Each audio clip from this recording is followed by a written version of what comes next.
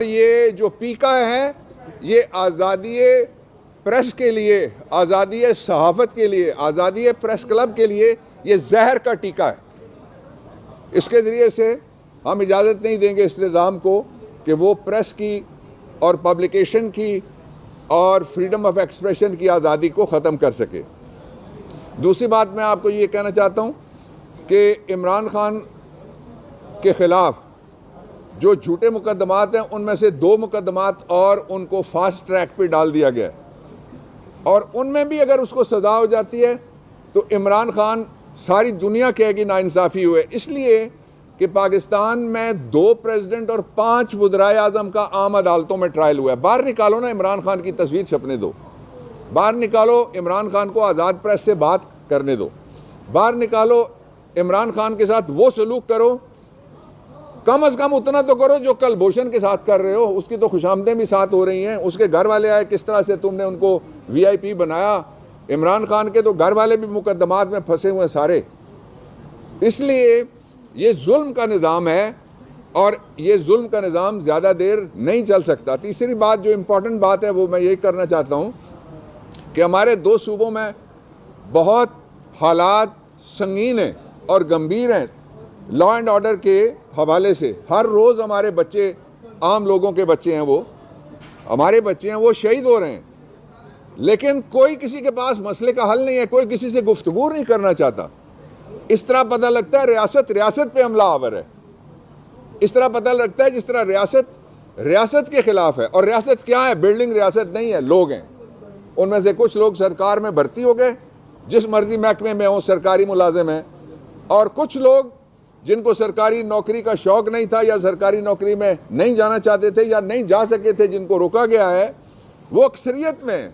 इसलिए 25 करोड़ लोगों की राय पे कोई भी कब्जा नहीं कर सकता। देखें हम किस दुनिया में जी रहे हैं। मैं आपको 2 मिसालें देता हूँ। कल आप देखिएगा वीडियो एक आई है अमेरिकन सदर JF कैनेडी के ऊपर असैसिनेशन अटेम्प्ट के हवाले से, और ट्रंप ने आते ही उसने कहा कि जो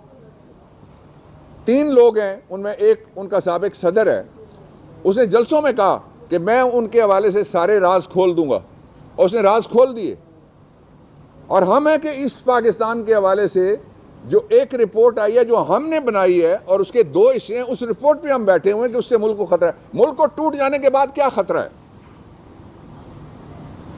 इसलिए इमरान खान ने यह जायज़ मुतालबा किया था कि हमीद उर रहमान कमीशन रिपोर्ट को, जो मैं दोहराता हूँ, उसको पब्लिक किया जाए।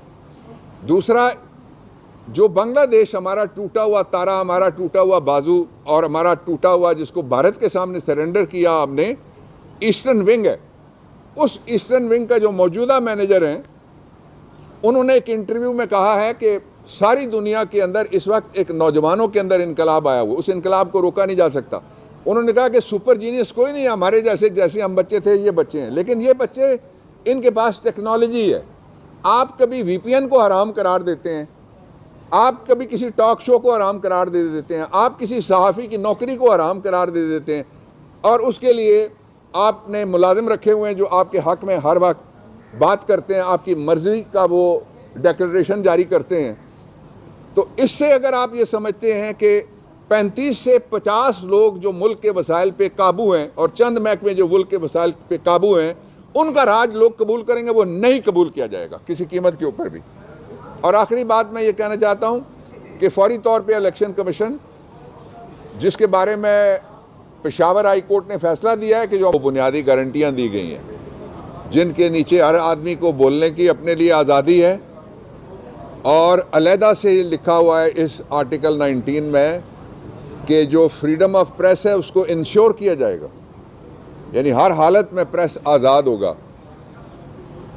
कल हम जिसको फैशिस्ट हुक्मरान कहते थे, उसने साबित किया कि वो सबसे बड़ा इस वक्त दुनिया में फैशिस्ट निज़ाम है, उसका वो अर्दली है। इसलिए कि मैंने ये मंज़र जदीद तारीख़ में कभी नहीं देखा कि किसी पार्लियामान के सामने सहाफ़ियों के ऊपर पुलिस हमला आवर हो जाए, उनको धक्के मारे जाएं, उनको कांटेदार तारों पे गिराए जाएं, उनको गिरफ़्तार करने की कोशिश की जाए, उनसे हाथापाई की जाए, और जो सिर्फ़ कोई उन्होंने सियासी नारा, कोई उन्होंने सियासी एजेंडा नहीं पेश किया, वो ये कहते हैं कि जो कायदे आज़म के पाकिस्तान में जिस आज़ादी का हमसे वादा किया था कायदे आज़म ने,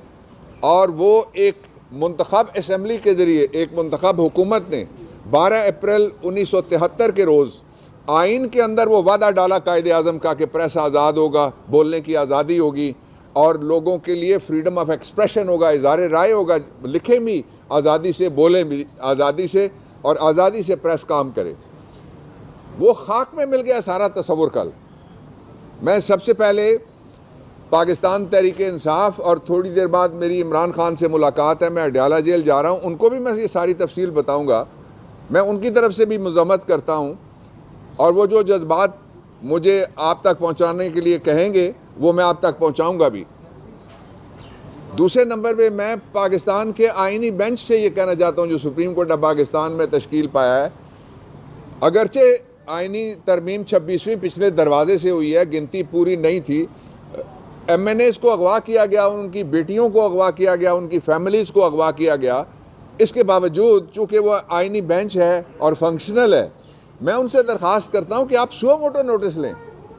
देखें, आपकी जितनी भी आइन के हवाले से जो भी आपकी बातचीत है,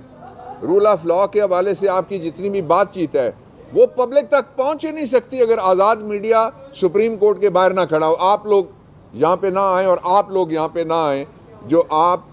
आके ब्लॉग करते हैं, वीलॉग करते हैं, यहाँ से आप ट्रांसमिशन करते हैं, आप फुटेज बेचते हैं, आप पाकिस्तान में आज़ादी इज़हार के हीरो हैं और ये ज़ीरो हुक्मरान कल आप पे हमला आवर हुए। इसलिए सुप्रीम कोर्ट से मेरा मुतालबा ये है कि 184(3) के अंदर वो आइन के अंदर अब भी कायम है। लार्जर पब्लिक इम्पॉर्टेंस का अगर कोई मरहला आएगा तो सुप्रीम कोर्ट ऑफ पाकिस्तान का आइनी बेंच उसके ऊपर नोटिस लेगा। आप अंदाज़ा लगाइए कि एक मुल्क का जो पूरा पाकिस्तान में फ्रीडम ऑफ एक्सप्रेशन का, और 19A भी मैं उस वक्त लॉ मिनिस्टर था जब हमने आइन में उसको दाखिल किया, वो ये कहता है कि इंफॉर्मेशन तक रसाई, एक्सेस टू जस्टिस की तरह, जिस तरह इंसाफ तक रसाई के लिए सुप्रीम कोर्ट बोलता है, इसी तरह बुनियादी हक है लोगों का कि इंफॉर्मेशन तक रसाई उनको, आप नहीं हैं तो इंफॉर्मेशन पहुंचेगी नहीं।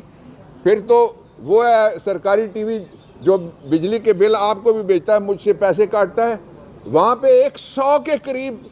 बिठाए गए हैं वो लोग जिनको भर्ती करने के लिए कोई मुकाबला नहीं हुआ, किसी जगह कोई ओपन कंपटीशन नहीं हुआ, वो सरकारी इदारा, पैसे हमारे हैं भाई, बंदे तुम्हारे कैसे बैठे हुए हैं वहाँ।